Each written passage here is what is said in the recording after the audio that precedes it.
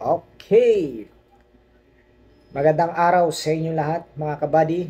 Ito nga po pala si Bodyboards. At di na natin patatagalin pa.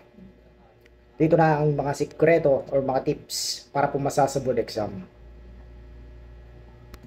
Sa mga magte-take pa lang at sa mga nagre-takers, this video is for you. Okay, let's start. Unang-una, ang pinaka-importante sa lahat na gagawin nyo para makapasa sa board exam, huwag natin kalimutan ang magdasal. Bakit?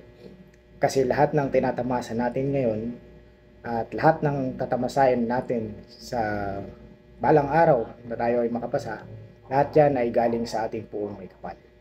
So, lahat ng gusto natin mangyari, makapasa man, o mag-top, o kahit anong gusto natin abutin sa buhay, ay tayo ay magdasal lamang po tayo. So, pangalawa, ay kailangan ng preparasyon. Ano ang dapat i-prepare mo? Prepare mo unang-una yung sarili. Kasi hindi basta-basta yung pagtitake ng board exam. Bakit? Kasi dalawa lang yan. Kapag makapasa ka, sobrang saya mo. Kapag hindi ka makapasa, sobrang lungkot mo syempre. So, syempre hindi ayaw naman natin maging malungkot. Ganon din kapag nalungkot tayo, magiging malungkot ang ating mga pamilya. So, i-prepare mo ang iyong sarili para ikaw ay pumasa.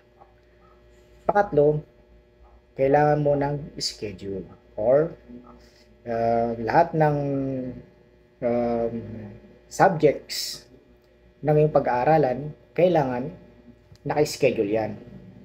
Hindi, wag mong abrupt yung tuloy-tuloy yung pagbabasa mo, hindi pwede yun. Kailangan mo ipahinga yung pag-iisip. So, for example, ang kaya ng utak mo ngayon ay every 25 minutes pagbabasa para may pumasok sa utak mo. So, after 25 minutes, magpahinga ka. 10 minutes to 25 minutes ang pahinga mo, nasa iyo. Basta maglaan ka ng schedule mo. So, at yun, yung schedule mo na yun, yun yung susundin mo hanggang bago mag take ka ng board exam.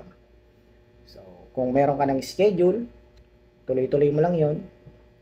At susunod dyan ay kailangan mong kumuha ng mga documents or materials na angkop sa mga subjects na hindi porket basa ka ng basa ay hindi naman angkop yung binabasa mo. So mas maganda yung mga angkop lang na binabasa mo. So panglima, pag meron ka rin materials, meron ka na rin mga binabasa mo na angkop dun sa i-take mo, yun na yung examination mockboard yung tinatawag.